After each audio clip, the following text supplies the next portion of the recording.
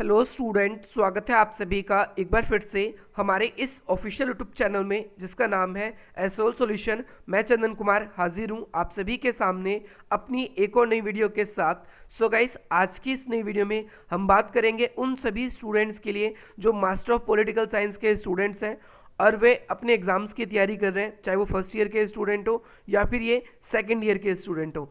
आज का जो ये टॉपिक है ये बहुत ज़्यादा इंपॉर्टेंट है क्योंकि ये आप लोगों के लिए बार बार एग्जाम में पूछा गया है और ये अलग अलग रूप में पूछा जाता है। सबसे सिंपली डायरेक्टली आपसे ये पूछा जाता है कि भाई प्रत्यक्ष लोकतंत्र और अप्रत्यक्ष लोकतंत्र में क्या अंतर है, या फिर आपसे ये भी पूछा जा सकता है कि प्रत्यक्ष लोकतंत्र और प्रातिनिधिक लोकतंत्र में क्या अंतर होता है। आपसे ये भी पूछा जा सकता है कि भाई जो प्रातिनिधिक लोकतंत्र है उसकी क्या विशेषताएं होती है, इसका वर्णन करें।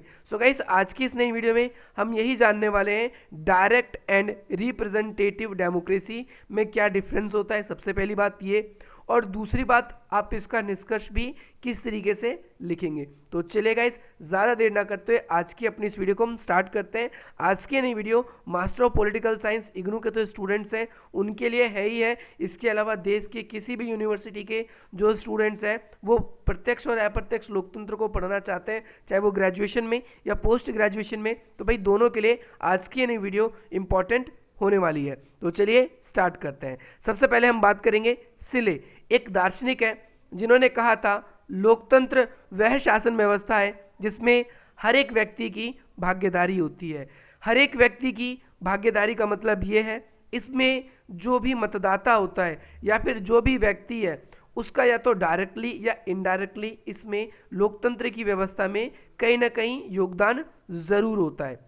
यहाँ पर अब आपके सामने एक क्वेश्चन उठता है, एक प्रश्न आता है आप सभी के सामने। आप ये सोच सकते हो कि भाई शासन कार्य में जनता की भागीदारी को कैसे सुनिश्चित किया जाए। यानी अब आपके मन में ये सवाल आ सकता है कि भाई जनता जो है वो लोकतांत्रिक व्यवस्था में अपनी भूमिका तो निभाता है, परंतु कैसे अपनी भूमिका निभाए, ये एक क्वेश्चन आ जाता है। तो विद्वानों ने इसे दो रूप में स्वीकार किया है कि भाई जो जनता है लोकतांत्रिक व्यवस्था में दो तरीके से अपनी भूमिका निभाता है, या तो वो डायरेक्ट डेमोक्रेसी का पार्ट बनता है या फिर हम कह सकते हैं इनडायरेक्ट या फिर रिप्रेजेंटेटिव डेमोक्रेसी का पार्ट बनता है। यानी आसान शब्दों में या तो वो प्रत्यक्ष लोकतंत्र का उदाहरण प्रस्तुत करेगा डायरेक्ट अपनी गतिविधियों में भाग लेकर, या इनडायरेक्टली अप्रत्यक्ष रूप से अपने प्रतिनिधियों को चुनता है और उसके बाद में वही आगे के जो कार्यविधि है, जो कार्यभार है, वही आगे के संभालते हैं। तो चलिए स्टार्ट करते हैं यहाँ पर से प्रत्यक्ष लोकतंत्र।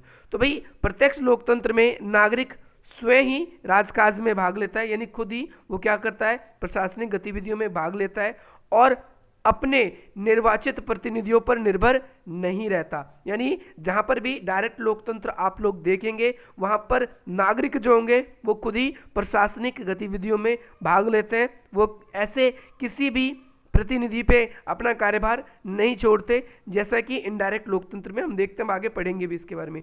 इस तरह की पद्धति को अगर हम कहें तो प्रत्यक्ष लोकतंत्र कहते हैं, और इसमें ना ही निर्वाचित विधानसभाएं होती है और ना ही कोई हम ये कह सकते हैं कि निर्वाचित संसद होती है। प्राचीन यूनान में और एक साथ ही साथ अगर हम बात करें भारत में भी, प्राचीन भारत में भी प्रत्यक्ष लोकतंत्र की व्यवस्था प्रचलित थी। कैसे प्रचलित थी? प्राचीन यूनान में और भारत में दोनों जगहों पर नागरिक खुद क्या करते थे, एक स्थान पर एकत्रित हो जाते थे और जो भी नीति या जो भी निर्धारण करना होता था, जो भी उन्हें कानून बनाना होता था, वो सभी एक स्थान पर एकत्रित होकर अपने बहुमत के आधार पर जो भी निर्णय लेना होता था, जो भी चुनाव करना होता था, जिस भी विषय पर वाद विवाद करना होता था, वो कर लेते थे। ऐसे ही भारत में भी प्राचीन काल में भी कई तरह के गणराज्य थे। उदाहरण के लिए आपके वज्जी संघ, मालव या आपके शूद्रक। वज्जी संघ का एक अच्छा एग्जाम्पल दिया गया है यहाँ पर आप सभी के लिए कि भाई वज्जी संघ के अंतर्गत लगभग 7000 लिच्छवी नामक राज्यसभा में एकत्रित होते थे। कि भाई 7000 लोग जो थे लिच्छवी नामक स्थान पर क्या होते थे, एकत्रित होते जाते थे, और इसके बाद में वहाँ पर जो भी निर्णय लेना होता था फिर वो वहाँ पर अपने निर्णय लेते थे।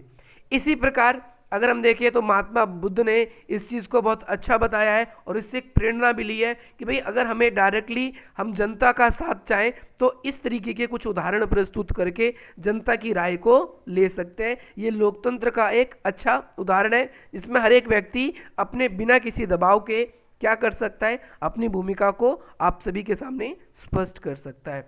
आजकल अगर हम देखें प्रत्यक्ष लोकतंत्र जो है वो एक स्विट्जरलैंड नाम का देश है, वहाँ पर कुछ उसके प्रांतों में आपको ध्यान रखना है, जो स्विट्जरलैंड के जो प्रांत है उसके लिए कैंटनो शब्द है ये इस्तेमाल होगा।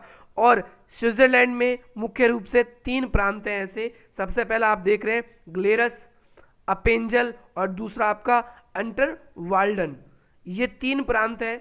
यहाँ पर आज भी कोई भी हम देखते हैं संसद या विधानसभाएं मौजूद नहीं है। ये सब क्या करते हैं, एक जगह पर एकत्रित होते हैं, इसके बारे में भी बात करेंगे। लेकिन ध्यान रखना है कि भाई जो ग्लेस यानी फर्स्ट वाला ये तो एक पूरा प्रांत है, यहाँ पर आप समझिए ये पूरा एक प्रांत है, लेकिन ये जो है 2 अर्ध प्रांतों में विभाजित है और ये भी 2 अर्ध प्रांतों में विभाजित है। ये एक प्रांत है, इसको 2 भागों में विभाजित किया गया है, इसको भी 2 भागों में विभाजित किया गया है। तो अब मैं काउंट करूं तो कितने प्रांत हो गए, तो आप बोलोगे टोटल 5 प्रांत हो गए। तो भाई कहाँ पर, स्विट्जरलैंड में हम ऐसा कह सकते हैं 3 नहीं 5 ऐसे प्रांत हैं जहाँ पर डायरेक्टली क्या किया गया है, प्रत्यक्ष लोकतंत्र का उदाहरण स्पष्ट किया गया है, या प्रत्यक्ष लोकतंत्र के हमें ये अच्छे उदाहरण मिलते हैं।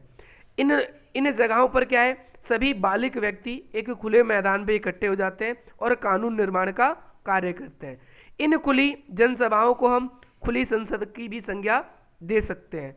स्विट्जरलैंड में इन खुली सभाओं को नियंत्रित करने के लिए क्या किया जाता है, लैंड्सजिमेंड नाम की एक संस्था है, इसको बनाया जाता है। लैंड्सजिमेंड क्या करता है, ये इन पांचों के पांचों नागरिक, जगह के जो नागरिक होते हैं वो एक जगह पर जब एकत्रित होते हैं तो वहाँ पर वो उनकी जो भी कार्यविधि है उनको आगे संचालित करते हैं। जैसे भाई कैसे विषय पर वोटिंग होगी, कौन कब क्या करेगा, ये एक व्यक्ति तय करता है। ये एक तरीके से हम कह सकते हैं जैसे संसद के अंदर हमारे स्पीकर या सभापति होते हैं वो तय करते हैं, ठीक इसी तरीके से यहाँ पर किसको बोलने का मौका मिलेगा, किसको बोलने का मौका नहीं मिलेगा, ये एक तरीके से ये क्या है कि ये कार्यकारी परिषद है पूरी, जो वहाँ पर ये देखने का कार्य करती है कोई कानून व्यवस्था वहाँ की तोड़े ना, ठीक है, सब कुछ अच्छे तरीके से चले। इसके लिए एक अध्यक्ष भी चुना जाता है जिसे क्या बोलते हैं, लैंड्समैन भी बोला जाता है।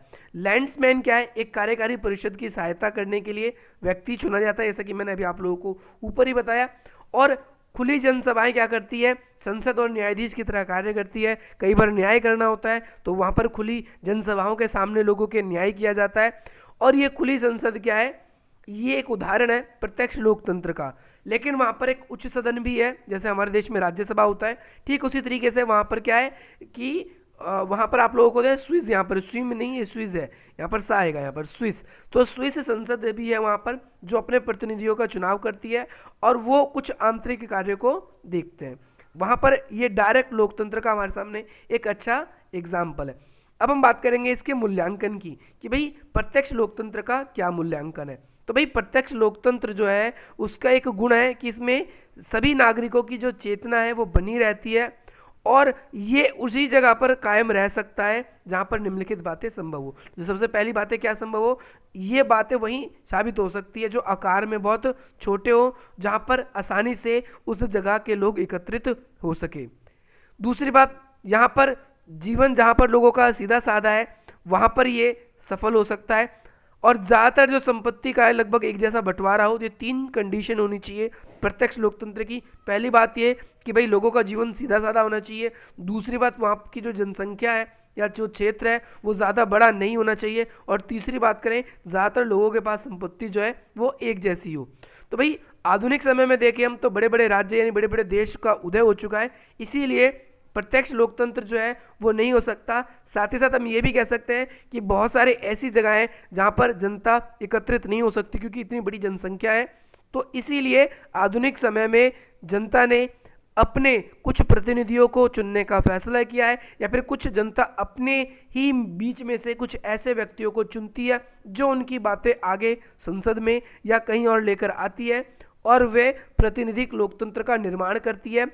क्योंकि जनसंख्या ज़्यादा है और क्षेत्रफल भी ज़्यादा है, तो जो हमारा प्रत्यक्ष लोकतंत्र है वो सफल होता हुआ आज के समय में नहीं दिखाई देता।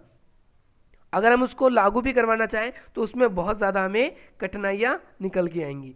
अब हम बात करेंगे हमारे प्रातिनिधिक लोकतंत्र के बारे में, यानी अप्रत्यक्ष लोकतंत्र के बारे में। तो ये सब कुछ था प्रत्यक्ष लोकतंत्र के बारे में। अब हम बात करेंगे अप्रत्यक्ष लोकतंत्र के बारे में।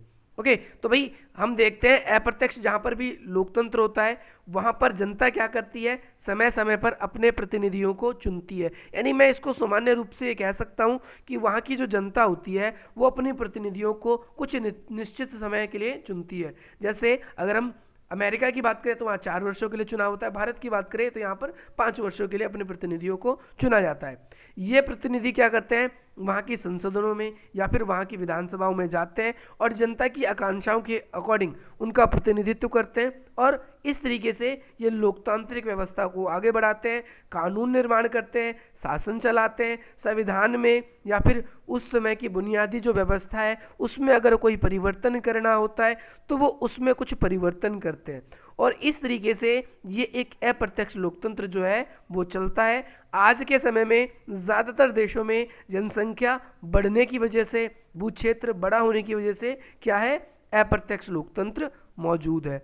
यहाँ पर जो प्रतिनिधियों का जो चुनाव है, आप लोगों को ध्यान रखना है, ये सिर्फ बालिक मताधिकार पे होता था। बालिक मताधिकार का मतलब क्या है कि जो भी व्यक्ति, अब ये बालिक मताधिकार का जो कॉन्सेप्ट है ये अलग अलग देशों में अलग अलग माना गया है, ठीक है। कहीं पर जैसे भारत के अंदर ही बात करें तो पहले 21 वर्ष के जो महिला या पुरुष होते थे वो मतदान करते थे, लेकिन अब अगर हम देखें तो 18 वर्ष के महिला या पुरुष को मतदान करने का आपका जो अधिकार है वो मिला हुआ है। इंग्लैंड में भी अगर हम बात करें तो वोट देने की जो आयु है वो 18 वर्ष है ना। और अमेरिका की बात करें तो वहाँ पर भी अपने जो भी पदाधिकारी हैं उनको चुनने के लिए उन्हें 18 वर्ष की होना चाहिए, और उनके पास में उनका वोटर आईडी कार्ड, जो भी कॉमन सी चीज़ें, ये सारी चीज़ें होनी चाहिए। तो हमने ये पाया कि प्रत्यक्ष लोकतंत्र क्या है और अप्रत्यक्ष लोकतंत्र क्या है। इसका हमने ऊपर कंक्लूजन यानी जो मूल्यांकन वाला कॉन्सेप्ट हमने देखा था, ये मूल्यांकन आपका निष्कर्ष है। आप यहाँ पर इसको लास्ट में लिख सकते हो। ये पॉइंट जो आप लोगों को यहाँ से बताए गए मूल्यांकन से इस जगह से स्टार्ट है जो आपके, यहाँ से आप इसको निष्कर्ष के अंदर यहाँ से लेकर यहाँ तक आप लिख सकते हैं। तो भाई इट्स ऑल अबाउट डेमोक्रेसी। ये डेमोक्रेसी के बारे में सब कुछ था। मुझे ऐसा लगता है आज की इस नई वीडियो से आप सभी को बहुत वैल्यू मिलेगी, और इसी प्रकार की इंटरेस्टिंग वीडियोस पाने के लिए आप हमारी वीडियो को लाइक करेंगे, अधिक से अधिक मित्रों तक शेयर करेंगे, और हमारे चैनल को आप सब्सक्राइब करेंगे, ताकि इसी प्रकार की नई नई जो वीडियोज़ है वो आप सभी को मिलती रहे और आप हमारे जो घनिष्ठ संबंध है वो हमारा बना रहे। चलिए गाइज, मिलते हैं हम आपसे अपनी अगली वीडियो में। जय हिंद, जय भारत।